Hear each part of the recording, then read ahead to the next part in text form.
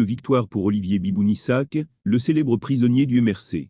Bibouni Sak Roxil est champion en prison. C'est un petit soulagement pour le porte-parole de Maurice Kamto. Il est resté combatif même en prison.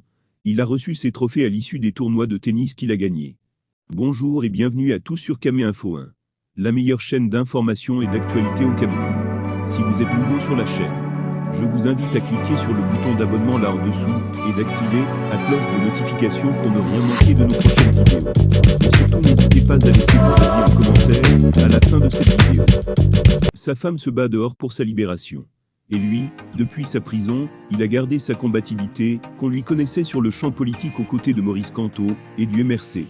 Lui, c'est Olivier Bibouni Sak, condamné par le tribunal militaire de Douala avec ses compagnons à des peines allant jusqu'à 0,7 ans de prison ferme.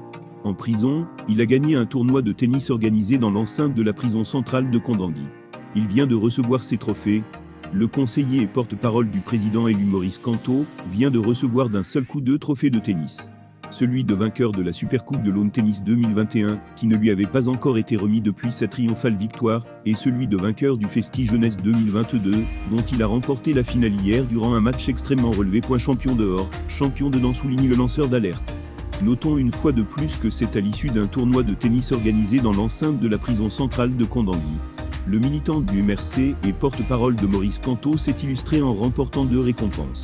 Selon les rapports, Bibouni Sak est vainqueur de la Supercoupe de Lawn Tennis 2021, qui ne lui avait pas encore été remis depuis sa victoire, et celui de vainqueur du Festi Jeunesse 2022, dont il a remporté la finale jeudi durant un match extrêmement relevé. Communique de presse. Coup de théâtre.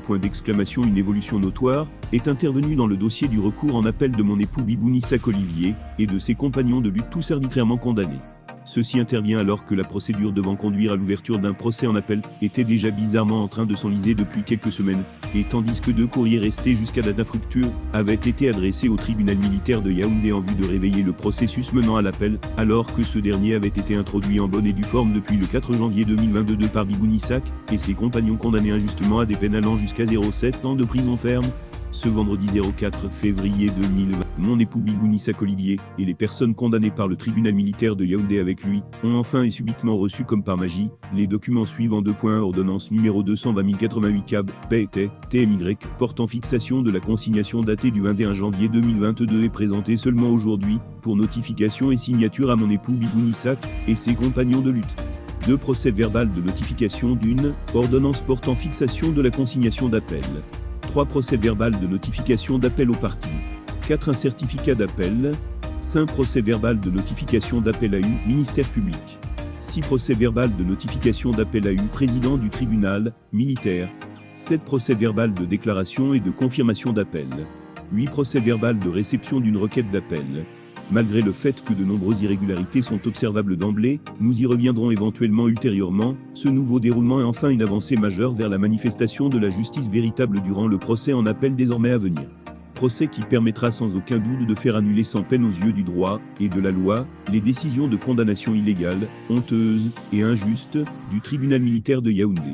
La bataille judiciaire, en vue de l'évidente invalidation de la décision arbitraire de justice rendue par le tribunal militaire contre des civils non armés et pacifiques, est donc désormais en voie d'engagement.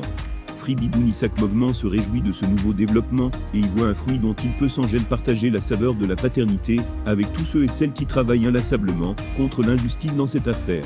Free Bibouni Sak Mouvement y voit aussi une source de motivation supplémentaire en vue de renforcer et intensifier l'action visant à faire triompher le droit et la justice pour mon époux Bibouni Sak, ses compagnons de lutte, et tous ceux condamnés arbitrairement, comme du fait de leurs opinions.